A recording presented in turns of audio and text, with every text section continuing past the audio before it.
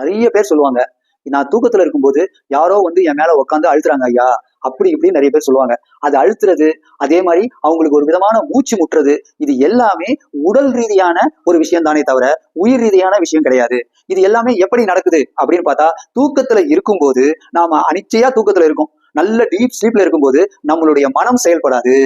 அப்போ மனம் செயல்படாதப்போ தூக்கத்துல அந்த வாசி வந்து சுழுமுன நாடி மேல் நோக்கி எழுப்புறதுக்காக அது மேல் நோக்கி எழும். அப்படி மேல் நோக்கி எழும்போது என்ன நடக்கும் அப்படின்னு பார்த்தா, உடல் எல்லாம் ஒரு விதமா மறுத்து போகும். அப்படி மறுத்து போகும்போது யாரோ ஒருத்தர் மேல உட்காந்து அழுத்துற மாதிரி தெரியும்.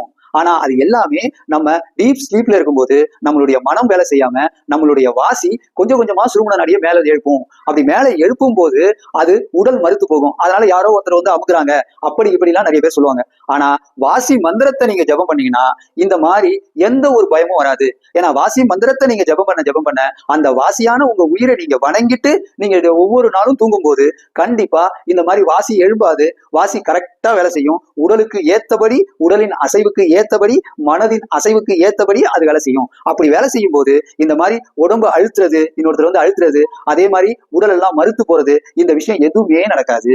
இது நல்லா தெரியுங்க. நம்மளுடைய உயிரை நாம வணங்கினாதான் இந்த மாதிரி இருக்கக்கூடிய இந்த உடலை அழுத்தக்கூடிய பேய், பில்லி, சூனியம், பிசாசு அப்படின்லாம் நம்ம நினைச்சுக்கிட்டு இருக்கோம். அது எல்லாமே நம்மளுடைய உடல் ஆரோக்கியம் சம்பந்தப்பட்டது. அந்த ஆரோக்கியம் அதிகமாகும். அதனால இந்த படுக்கும் போது, தூங்கும் போது யாரோ உடம்பு அழுத்துறது, ஒரு விதமான பயம், அது எதுவுமே வாசி மந்திரத்தை நீங்க ஜபம் பண்ணிட்டே இருந்தா, அதே மாதிரி வாசி மந்திரத்தை நீங்க சொல்லிட்டு உறங்குனா கண்டிப்பா இது எதுவுமே நடக்காது. இது நல்லா தெரியுங்க. வாசி மந்திரம் அப்படின்றது உங்களுடைய உயிர் மந்திரம். அந்த உயிர் மந்திரத்தை நீங்க ஜபம் பண்ணும்போது உங்களுடைய உயிருக்கு எந்த ஒரு ஆபத்துமே வராது.